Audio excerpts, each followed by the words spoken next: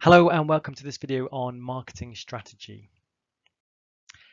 By the end of this video, we should be able to define marketing strategy, explain the impact of business-to-business sales on marketing strategies, and look at the impact on mass versus niche marketing on a marketing strategy. So let's start off with what we mean by a marketing strategy. Now, ultimately within the business, we have a bit of a cause and effect, a bit of a hierarchy. We have business objectives, which will impact on marketing objectives, leading to a marketing strategy and ultimately marketing tactics. So let's have a look at an example. A business objective might be to increase gross profit by 10% within 3 years. Now, in order to achieve that overall business objective, the marketing department might create their own objective, which is to achieve a market share of 30% for product X within 3 years to help going towards meeting those business objectives. Now, the marketing strategy is the plan, the medium to long-term plan the marketing department will put in place to meet those marketing objectives. In particular, how will the business use its marketing mix? What strategy will have its marketing mix, the 4 Ps, to reach their target market or to achieve that market share? Lastly, a marketing tactic is a tool the business uses to support its strategy, for example, special offers.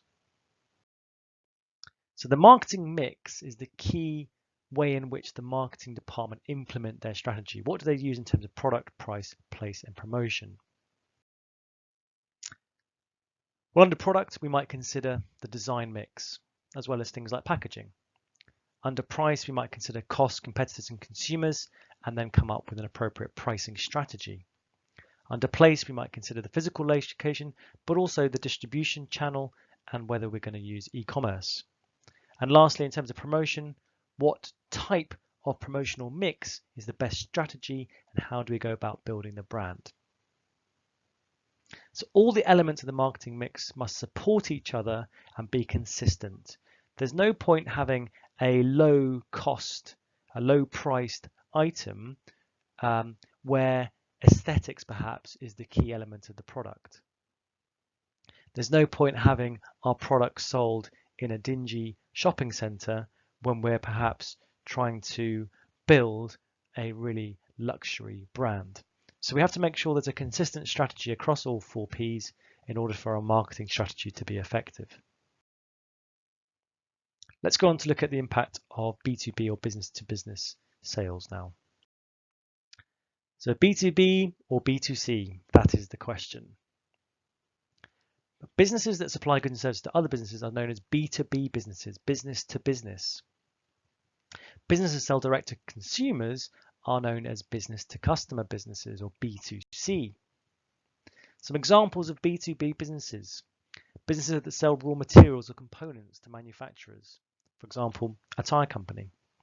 Or manufacturers who sell finished goods to retailers, for example, someone like Unilever. You don't go to a Unilever shop, but you certainly go to a shop to buy their products because they sell them to other businesses.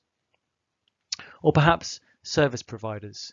So my old employer PwC, they would primarily have customers who were other businesses, not members of the public or general consumers.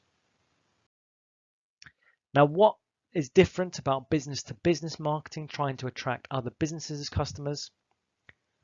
Well, typically it's based on relationships with the people within that business who buy the goods or buy the services.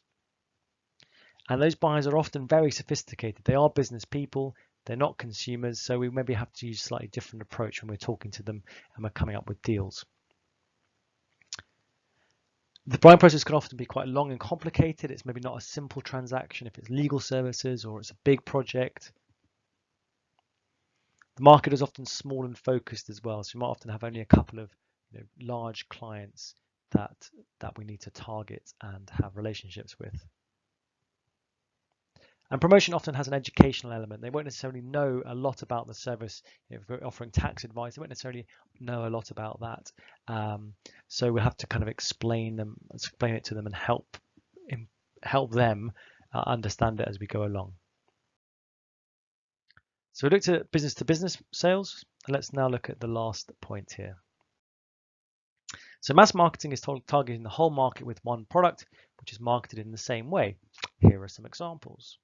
Whereas niche marketing targeting a small segment of the market with specific characteristics and needs. So when we're looking at our marketing strategy, our product, price, place, and promotion, we need to consider what would be appropriate if we're targeting a mass market or if we're targeting a niche market. So for example, in a mass market, probably the product's going to be quite standardized, whereas in a niche market, it might be quite differentiated. In terms of price, in a mass market, a competitive pricing strategy is probably going to be most appropriate, whereas in a niche market, maybe a premium price strategy. In terms of place, well, it's a mass market, we're probably going to consider multiple channels, whereas in a niche market, we're probably going to consider a more limited channel, perhaps a direct channel. In terms of promotion, we may be looking at mass advertising for a mass market, whereas for a niche market, we might consider targeted promotions. So again, the nature of the market we're operating in will have an impact on our marketing strategy, and a really obvious point of difference here is whether it's a mass market we're targeting or a niche market. So in this video, we've looked at what a marketing strategy is. We've looked at how business-to-business sales might impact our marketing strategy, and how being in a mass or a niche market might impact on our strategy. That's it. Thank you for listening.